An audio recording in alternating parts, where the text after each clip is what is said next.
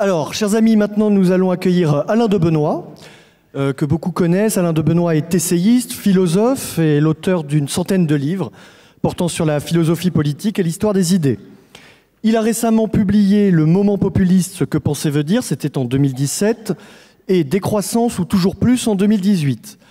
Tout récemment, il vient de publier Contre le libéralisme, la société n'est pas un marché aux éditions du Rocher. Aujourd'hui, Alain de Benoist nous parle de cette Europe illibérale, un concept que vous avez peut-être déjà découvert, il va nous en dire plus aujourd'hui. Pour ce colloque consacré à l'heure des frontières, Alain de Benoist va finalement nous parler de la frontière idéologique qui se dessine, une nouvelle frontière permettant de se protéger des ravages du libéralisme et de la religion des droits de l'homme. Une nouvelle frontière qui permet de se protéger de l'individualisme à marche forcée, comme de la croissance infinie dans un monde aux ressources finies. Cette idéologie, c'est celle de la classe dominante.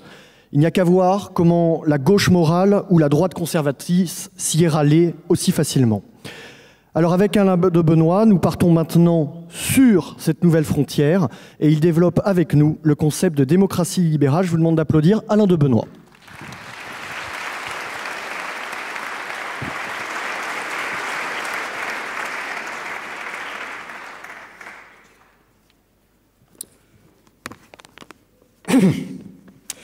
Mesdames, Messieurs, chers amis, je vais vous parler d'un phénomène relativement nouveau et qui n'est pas sans rapport avec le thème de cette journée.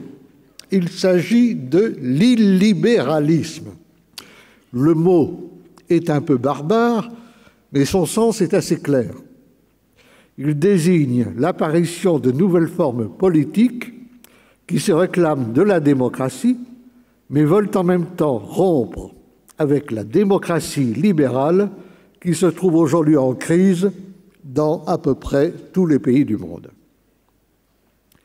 Le terme est apparu à la fin des années 1990 dans les écrits d'un certain nombre de distingués politologues, mais ce n'est que tout récemment, en 2014, qu'il s'est imposé auprès du grand public lorsque le Premier ministre hongrois Viktor Orbán a publiquement déclaré lors d'une université d'été de son parti « La nation hongroise n'est pas un agrégat d'individus, mais une communauté qu'il nous faut organiser, fortifier et aussi élever. » En ce sens, le nouvel État que nous sommes en train d'édifier n'est pas un État libéral, mais illibéral. Que voulait-il dire exactement par là? Et quelle est au fond la différence fondamentale entre la démocratie libérale et la démocratie illibérale? La différence, c'est que le libéralisme s'organise autour de la notion d'individu et autour de la notion d'humanité, en éliminant toutes les structures intermédiaires, tandis que la démocratie illibérale, qui n'est jamais que la démocratie tout court, s'organise fondamentalement autour de la notion de citoyen. On peut à cet égard la définir comme une doctrine qui sépare l'exercice classique de la démocratie des principes de ce qu'on appelle aujourd'hui l'état de droit. Il s'agit d'une forme de démocratie où la souveraineté populaire et l'élection continuent de jouer un rôle essentiel, mais où l'on n'hésite pas à déroger à certains principes libéraux lorsque les circonstances l'imposent. Les causes de la montée de l'illibéralisme sont évidentes et rejoignent à bien des égards celles qui expliquent aujourd'hui le succès des partis populistes. Elles tiennent d'abord dans le constat que les démocraties libérales se sont un peu partout transformées en oligarchie financière coupée du peuple, inefficacité, impuissance, corruption, partis transformés en simples machines à se faire élire règne des experts, vue à court terme, etc. À ce constat s'en ajoute un autre qui est plus grave. Dans les démocraties libérales, les nations et les peuples n'ont désormais plus les moyens de défendre leurs intérêts. Quel sens, en effet, peut bien avoir la souveraineté du peuple si les gouvernements n'ont plus l'indépendance nécessaire pour fixer par eux-mêmes leurs grandes orientations en matière économique, financière, militaire ou encore en matière de politique étrangère? Peut-on continuer à s'imposer des principes juridiques qui, au lieu de favoriser la cohésion des peuples et la perpétuation de leurs valeurs communes, aboutissent à les dissoudre? Reprenons cela dans le détail. La démocratie repose tout entière sur le principe de la souveraineté populaire en tant que pouvoir constituant.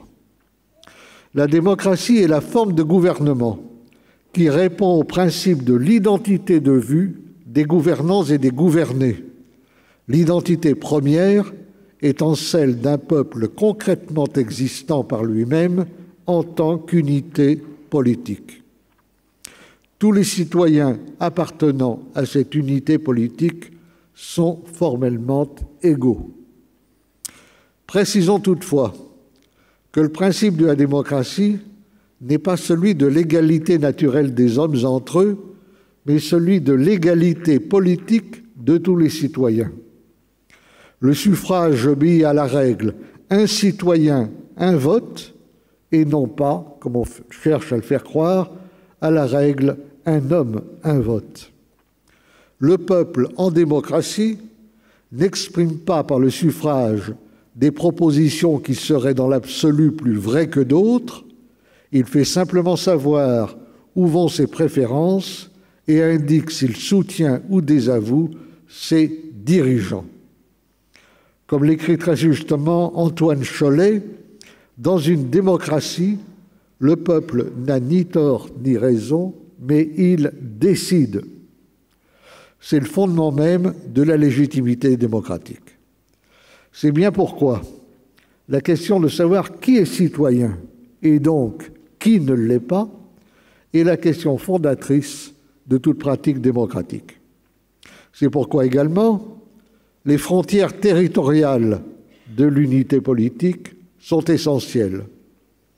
Pareillement, la définition démocratique de la liberté n'est pas l'absence de contraintes, comme dans la doctrine libérale ou chez Hobbes, mais s'identifie à la possibilité pour chacun de participer à la définition collective des orientations politiques et des contraintes sociales. Les libertés, enfin, toujours concrètes, s'appliquent à des domaines spécifiques et à des situations particulières. Le libéralisme est tout différent. Alors que le politique n'est ni une sphère, ni un domaine séparé des autres, mais une dimension élémentaire de toute société ou communauté humaine, le libéralisme est une doctrine qui, sur le plan politique, divise la société en un certain nombre de sphères et prétend que la sphère économique doit être rendue autonome vis-à-vis du pouvoir politique, soit pour des raisons d'efficacité, le marché ne fonctionne de manière optimale que si rien ne vient interférer avec son fonctionnement prétendument naturel, soit pour des raisons anthropologiques, la liberté du commerce, dit Benjamin Constant, affranchit l'individu du pouvoir social, car c'est par définition l'échange économique qui permet le mieux aux individus de maximiser librement leurs intérêts. L'économie, on le voit, perçue à l'origine comme le royaume de la nécessité, devient ainsi par excellence celui de la liberté. Redéfinie dans un sens libéral, la démocratie n'est plus le régime qui consacre la souveraineté du peuple, mais celui qui garantit les droits de l'homme. Entendons par là des droits subjectifs, inhérents à la personne humaine et déclarés pour cette raison à la fois naturels et imprescriptibles. Pour les libéraux, ces droits de l'homme priment la souveraineté du peuple, au point que celle-ci n'est plus respectée que pour autant qu'elle ne les contredise pas.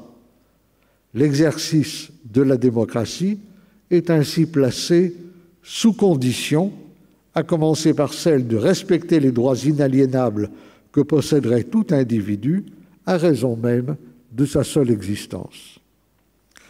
Confondu avec un état de droit devenu l'horizon indépassable de notre temps, la démocratie se transforme en un mouvement vers une égalité toujours plus grande, cette égalité censée résulter de la libre confrontation des droits, n'étant plus comprise que comme synonyme de mêmeté.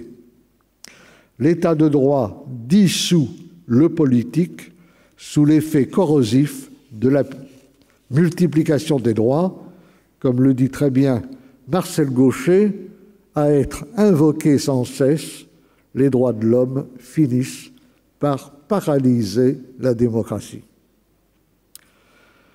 L'état de droit, dont il faut rappeler qu'il est d'abord un état de droit privé, implique la primauté du droit sur le pouvoir politique et repose sur l'impératif d'obéissance à la loi. Tout en s'appuyant sur la métaphysique des droits de l'homme, seul censé garantir la dignité humaine, il consacre le pouvoir des lois générales comme des normes générales s'imposant à chacun, à commencer par les dirigeants. La légitimité est alors rabattue sur la simple légalité, le droit positif régnant de façon purement impersonnelle et procédurale. Carl Schmitt a montré que ces systèmes éliminent la notion même de légitimité et qu'ils s'avèrent incapables de fonctionner dans les situations d'urgence où les normes ne sont plus valables.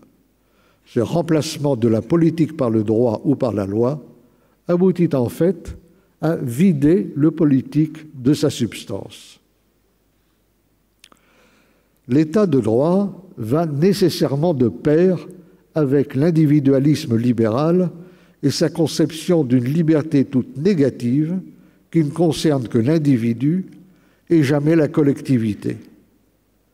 C'est ce qui explique que le libéralisme soit fondamentalement hostile à la notion de souveraineté, sauf, bien entendu, à la souveraineté de l'individu. Pour lui, toute forme de souveraineté excédant l'individu est une menace pour la liberté. Il condamne donc la souveraineté politique, la souveraineté nationale et la souveraineté populaire, au motif que la légitimité n'appartient qu'à la volonté individuelle. Dès qu'il y a une souveraineté, disait déjà Pierre-Paul Royer-Collard, il y a despotisme. L'individu étant posé comme souverain dans l'absolu, le peuple ne jouit donc d'aucune légitimité intrinsèque. Ne reconnaissant la validité d'aucune décision démocratique qui pourrait porter atteinte aux principes libéraux ou à l'idéologie des droits de l'homme, le libéralisme n'admet donc jamais que la volonté du peuple doive être toujours respectée. Toutes les démocraties libérales, d'ailleurs, sont des démocraties parlementaires représentatives, ce qui signifie que la souveraineté parlementaire s'y substitue à la souveraineté populaire. Pour le libéralisme, en effet, le pouvoir n'a pas fondamentalement capacité à diriger, mais à représenter la société, d'où le rôle fondamental des représentants qui, après avoir été élus, peuvent faire ce qu'ils veulent du pouvoir dont on s'est dessaisi à leur profit. Or, le peuple a d'autant moins vocation à se faire représenter qu'il n'est vraiment souverain que lorsqu'il est présent à lui-même. La démocratie libérale, pourrait-on dire, c'est une démocratie sans démos, une démocratie sans peuple. Mais, dira-t-on peut-être, quel rapport avec les frontières? Le rapport est évident, et cela a un double titre. L'idéologie des droits de l'homme, je l'ai déjà dit, ne veut connaître que l'humanité et l'individu. Or, le politique s'articule précisément sur ce qui se situe entre ces deux notions: les peuples, les cultures, les États, les territoires, dans lesquels le libéralisme ne veut voir que de simples agrégats d'individus. L'humanité, soulignons-le, n'est elle-même pas un concept politique. On ne peut être citoyen du monde, car le monde politique n'est pas un universum, mais un pluriversum, pas un univers, mais un plurivers. Le politique, en d'autres termes, implique une pluralité des forces en présence. Ils sont déduits, comme l'a écrit Michael Sandel, que des principes universels sont inaptes à fixer ou à défendre une identité politique commune. C'est pourquoi le politique implique l'existence de frontières sans lesquelles la distinction entre citoyens et non-citoyens se trouve privée de signification. Et la démocratie, elle aussi, exige qu'il y ait des frontières, car c'est seulement dans un cadre territorial bien défini, déterminant le cadre d'exercice de la souveraineté, que le jeu démocratique peut s'exercer. C'est ce que constatait encore tout récemment le juriste Bertrand Mathieu quand il écrivait, je le cite, « La démocratie implique l'existence d'une société politique inscrite dans des frontières et formée par un peuple composé de citoyens liés par une communauté de destin et le partage de valeurs communes. »